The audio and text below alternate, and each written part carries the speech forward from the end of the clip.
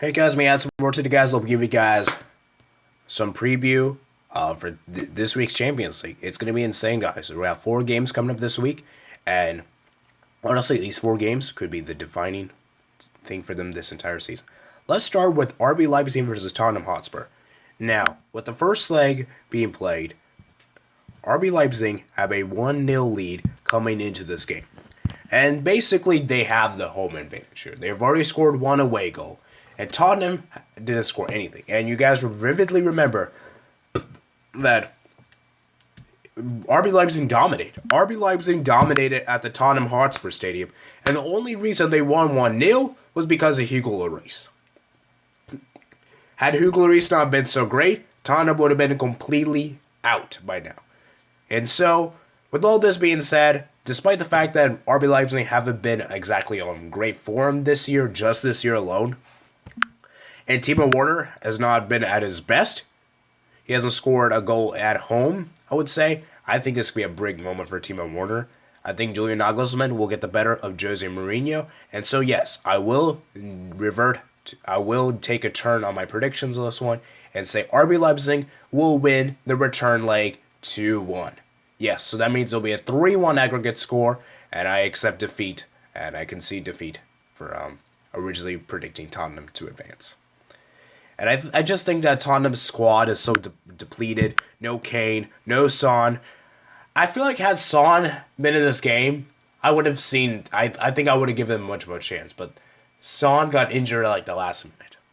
You know, no Bergwijn. I mean, this team just looks flat. I mean, I'm sorry. They have a terrible run of form. They haven't won a game since Son hasn't played for them. They haven't won a game. Their form isn't great, and I'm just sorry. They just don't look good. Okay? I'm sorry. Okay? Let's move on to Atalanta versus Valencia.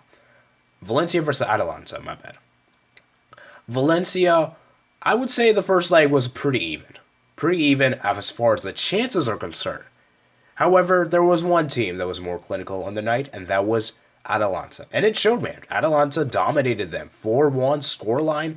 I mean, I feel like the scoreline really flatters Valencia a little bit here because they do have an away goal here. And remember, guys, I felt like had they not gotten the away goal, I would have said this game is over. But Valencia do have silver lining here in that they have the home leg to their advantage, and if they can score 3, they're basically through.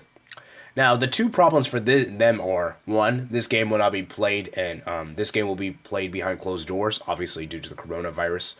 And I'm just saying is that that's going to be difficult to overturn. It's going to be difficult to overturn a 3-0 deficit, 3-goal deficit. And considering you don't have the home fans in front of you, that's going to be very, very difficult.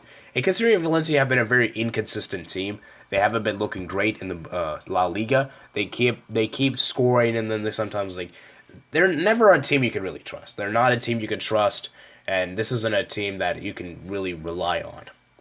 You know, one day they can play brilliantly, and then one day they can play pretty appalling. So this team isn't very consistent.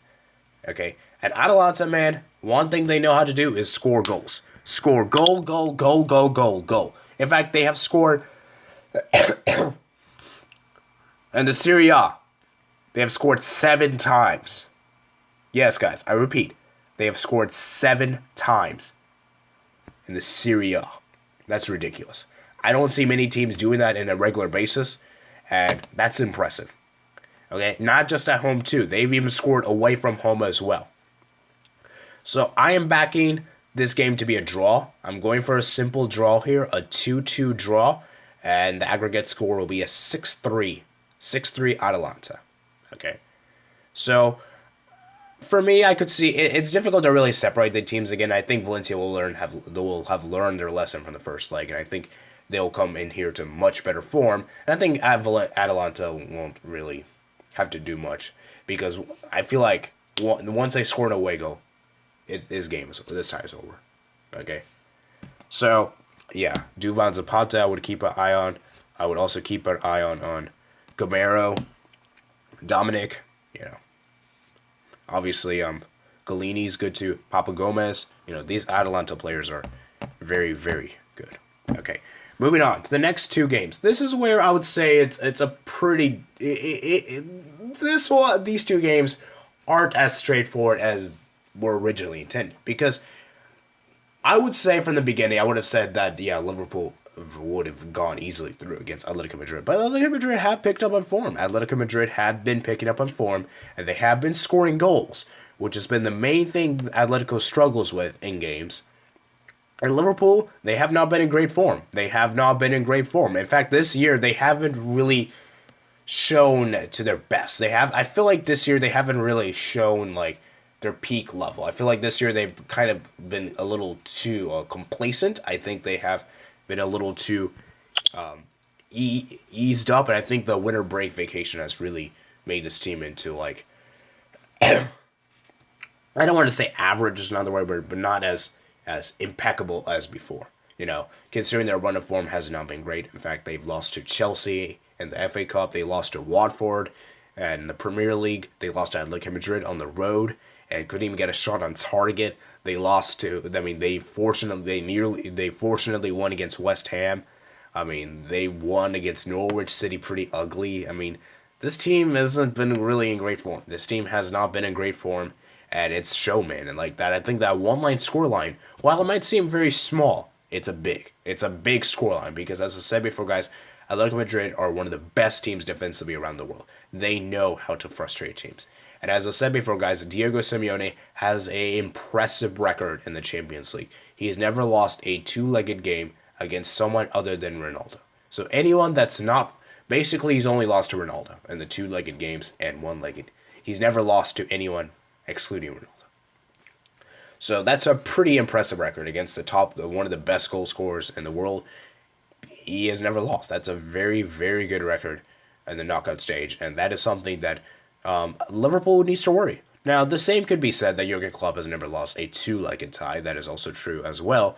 And unfortunately, one of these managers, their record's going to be over. Their record's going to be over. We will see which one's going to be over first. I mean, it's hard to tell. And I just think that Liverpool, the fact that this is at Anfield, and the fact, I feel like an early goal would do them much good. Because if Liverpool scores very early, I think Atletico Madrid will be deflated. I think they'll be deflated. They will know. And I think one thing that Atletico Madrid struggle with is creating goals. But I do think an early goal will just hit them back mentality-wise and just put this game beyond bad. Okay? So I think this will be a very tough fixture. I do think this will be a very tough. I don't think it'll be as straightforward as it was initially. However, I'm still backing Liverpool to win this one with a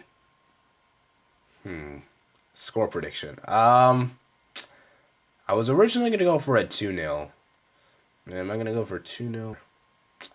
Okay, I'm gonna be a little risky here. I'm gonna say 2-0. I think I'm gonna say 2-0. I was trying to say 3-1, and I don't know. 3-1 doesn't really seem realistic.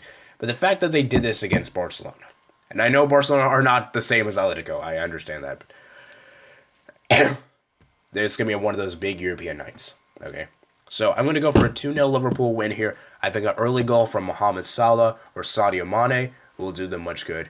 And I think towards the end of the game, I think Origi or Firmino or someone like that will score. I do think the absence of Henderson and Adrian will be very, very costly for Liverpool. I do think those two players are big misses for them, and I think Liverpool will struggle.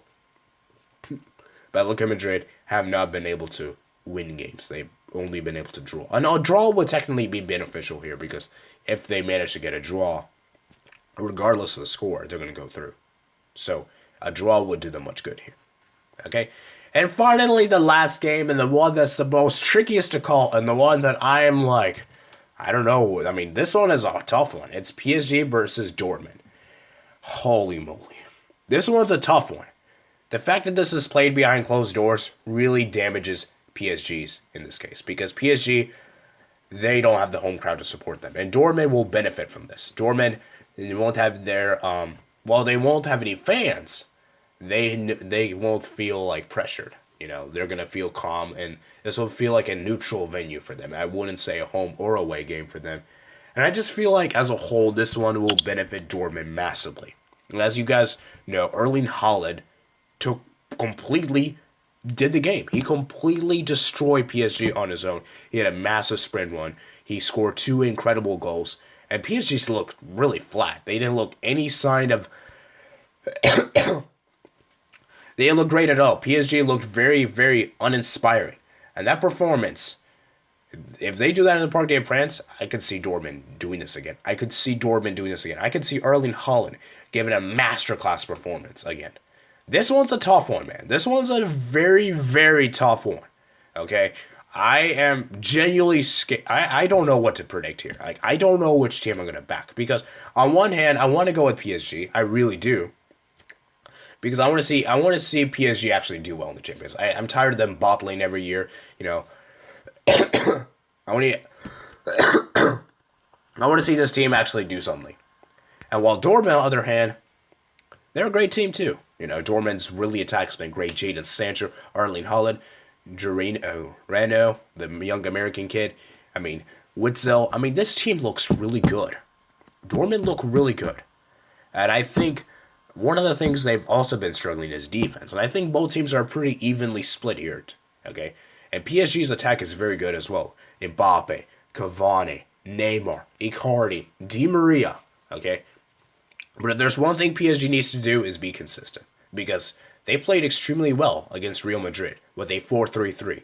And so I think a 4-3-3 would work extremely well. Okay? I don't think a 3-4-1-2, whatever he did against Dortmund was effective. I don't think it was effective at all. Mbappe, to me, he wasn't really in a center forward position. He was more on the wing. And you saw that goal that Mbappe scored. It was only because of his pace. His pace is the reason why they got that away goal. Because had they not got that away goal, then I think Dortmund would have.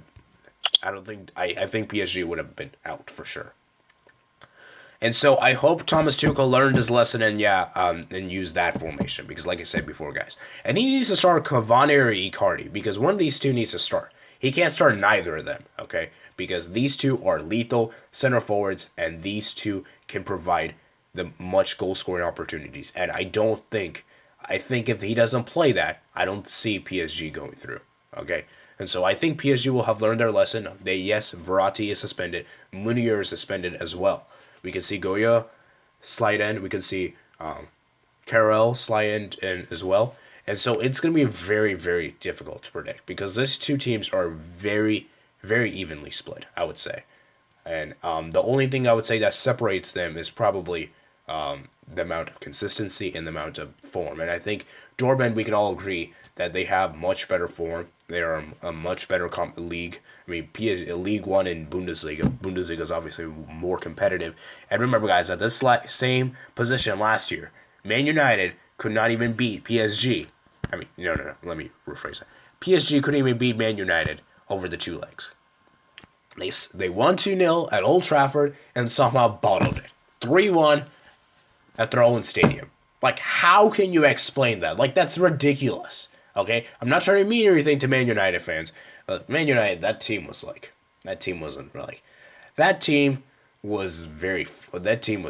that good. Okay? I mean, there was no Pogba. There was no Martial. I mean, yeah.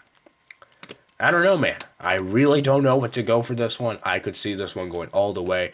And so with that, I'm going to go for a surprise pick here. I'm going PSG.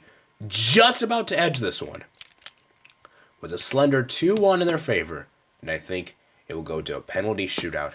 And I think PSG will beat Dortmund in a penalty shootout. I'm going all the way to a penalty shootout, guys. I could completely be wrong here.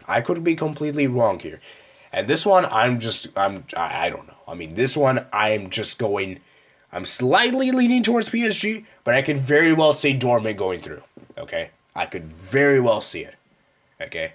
And so, that's my pick. That's my thoughts about with you guys. These are my revised second leg predictions. And so, yeah, I'm very, very cautious. The one that I'm going to be looking forward to most is probably the PSG versus Dortmund. I'll also keep my eye on the Liverpool Atletico Madrid one, obviously.